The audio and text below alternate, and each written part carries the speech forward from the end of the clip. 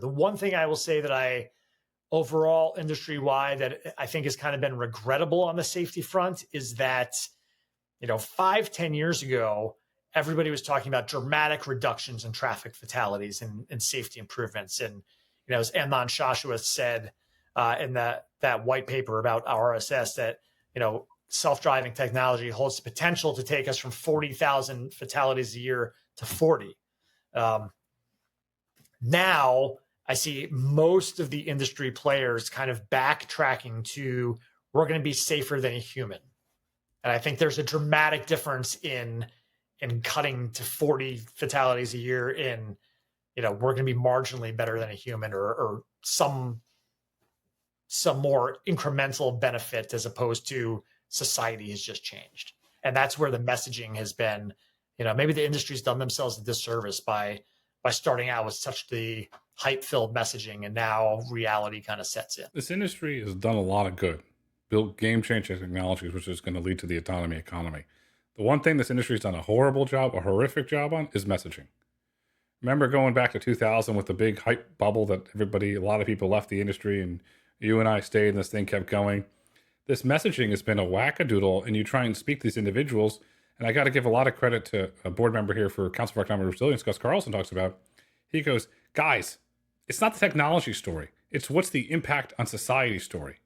And it never resonated. Now you're starting to see more and more of that messaging coming out and putting out these grandiose statements, 40,000 to 40. How do you verify that? There's so many factors that go into that. There are, and I'd have to go back and read the paper, but I mean, it was a paper that relied on math and kind of, building that safety envelope around the vehicle that you could get from 40,000 to 40. But you're right. I think the industry has done itself, a kick in the shins a bit by overpromising and by not focusing on here's the material benefit. Here's the benefit of self-driving trucks and lowering the price of consumer goods for one potential, near-term benefits. That would be one plank, and start talking about the incremental benefits, being very transparent that there's a lot to learn, a long way to go. But that doesn't raise fundraising dollars, I guess. So that's one reason why we started out in a very grandiose place. We started a grandiose place because that's what the VCs wanted to hear. Now we're in I call it a more mature phase as companies are public and companies are going public and companies have filed to go public. If you look at autonomous trucking, one of the greatest benefits of autonomous trucking, you have the economic resilience, you have the uptime. But this is the thing that nobody talks a lot about, and Too Simple did a really good job on this back in the day. Food waste. Those trucks can run 20 plus hours a day, can eliminate food waste and give healthy foods. And if I'm sitting there as an executive autonomous trucking company, I'm hopping on the Bobby Kennedy wagon of Maha, make America healthy again. Autonomous trucks can get you fresh produce to kids. You've got a big advocate there in the White House that will go along with this. You have a big advocate there in Health and Human Services. It just seems that this industry is not tapping into, it's called the populism movement in America right now, that despite some grievances, and that you can look at Pew polling data, you can look at Gallup polling data, you can look at AP, you can look at NBC, you can look at CNN. The majority, the 53% of the country thinks we're going in the right direction. I know it's not a big majority, but it's over the 50% threshold. Why is nobody tapping into that? And then on the backside of that, you know what that does, Pete? That helps get a national autonomous vehicle framework that everybody in this industry needs. I mean, do you think the answer to the question is that it's still so fledgling that maybe people are reluctant and overpromising right now? But conceptually, I think I do see where you're going. Like, we can deliver goods faster, be they, vegetables for healthier lunches, or, just stuff coming off the ships at the port of Los Angeles and Long Beach.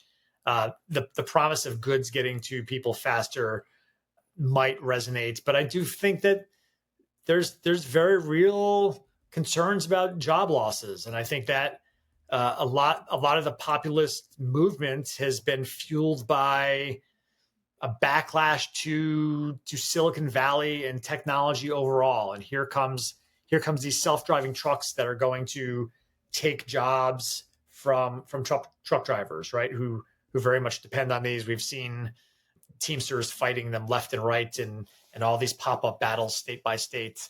So I think that's where I think it's obviously very nuanced, but I think that populism versus technology is more of a contrast right now than a cooperative direct agreement or direction. Yes and no, because the backlash, yes, you have a small minority of the populist movement that doesn't like big tech.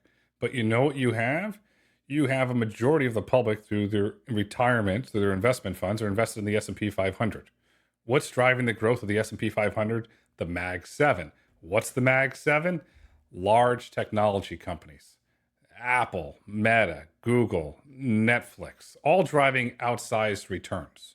So that's that. So, and then the other part of the populist movement is the immigration movement that wants to deport everybody. So if you take away that labor, you have to replace it with automation. So you're in this really interesting political dynamic. And on the jobs front, automation is going to create jobs. Autonomy is going to create jobs at the end of the day. Because if you look at, I love to give the argument, oh, it's going to kill jobs. ATMs are going to kill jobs. We have more ATMs today. We have more tellers today. We have more bank branches today before that technology is introduced. Guess what? Jeremy Diamond will go on the record and tell you it's created hundreds of thousands of jobs. The same thing is going to happen with automation and autonomy. It's going to create jobs. And guess what? They're going to be high-paying jobs, and they're going to be safer jobs than some of these jobs that individuals have to do today.